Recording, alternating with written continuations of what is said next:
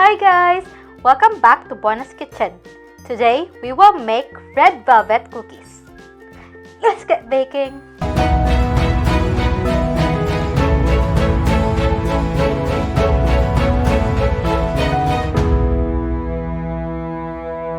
We will need 2 cups of plain flour, 3/4 cup of light brown sugar, half cup of white sugar, 1 1/2 cup of milk chocolate chips, half cup of unsalted butter, red food coloring, 1 egg, 1 1/2 teaspoon of baking powder, half teaspoon of baking soda, 2 tablespoons of cocoa powder, half teaspoon of salt, and 1 teaspoon of vanilla extract. You can also check the full list of ingredients in the description below. In a bowl, add the butter,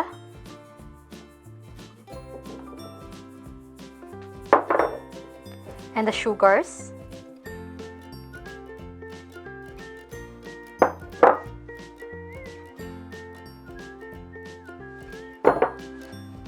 and using a hand mixer, cream them together.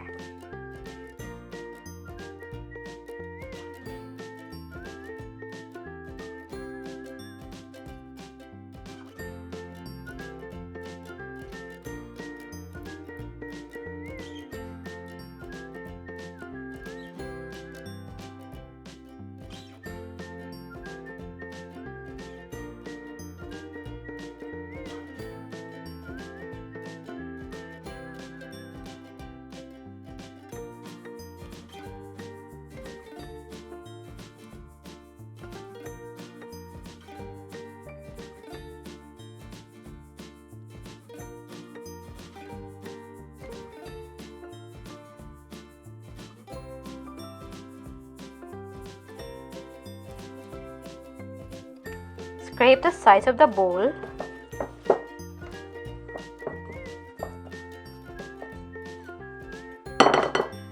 Add the vanilla extract and the egg.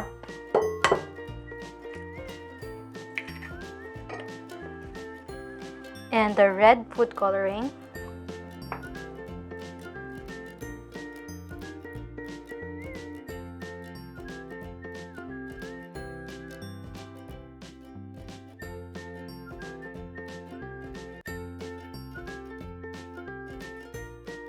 And mix them together.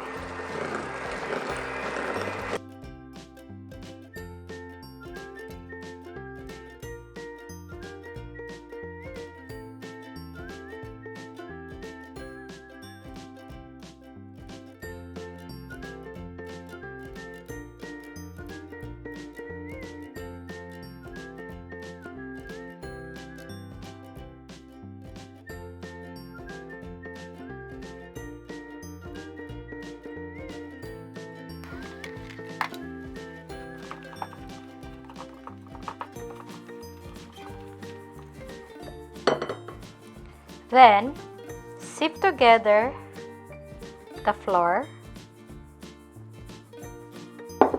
salt, baking soda, and baking powder.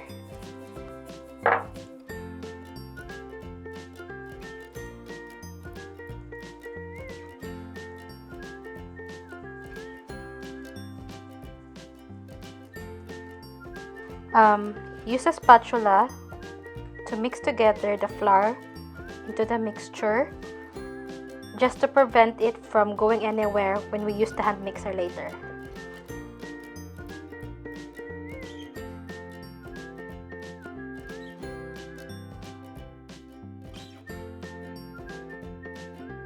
Add the cocoa powder and mix them together until they are well incorporated.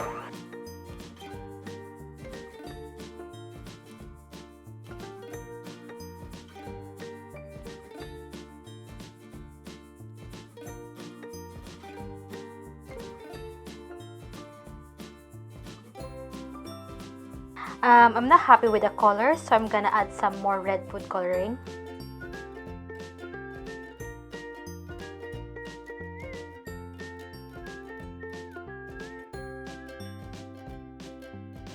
Now, fold in the chocolate chips.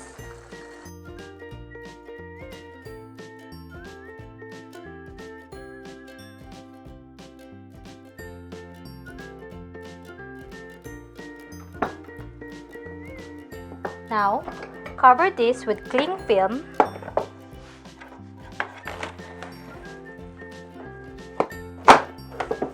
and chill it in the fridge for about 1 hour.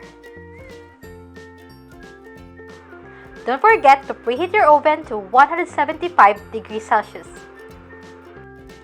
The dough has already been chilled in the fridge for 1 hour. Now, scoop a tablespoon and a half of the dough and shape it into a ball.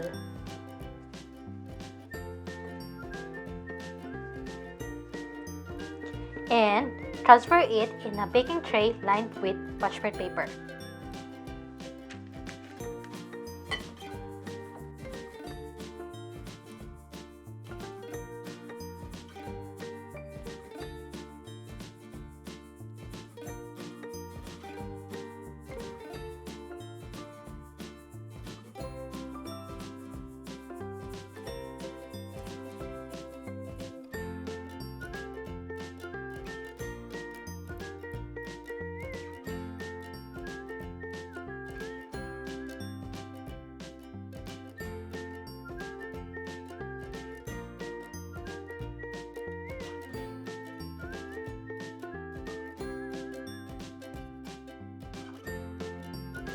Bake this in the oven for about 12 to 14 minutes, and after baking, let it cool in the baking tray for about 30 minutes before transferring it into a cooling rack.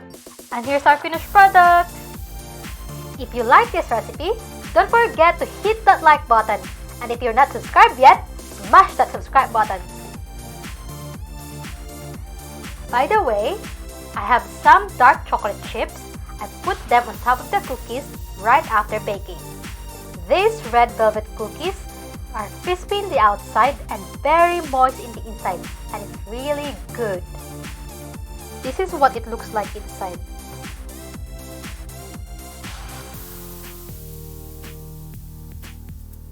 So moist, isn't it?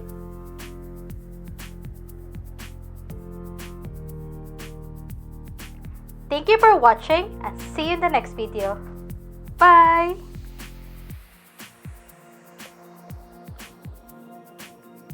So good, OMG!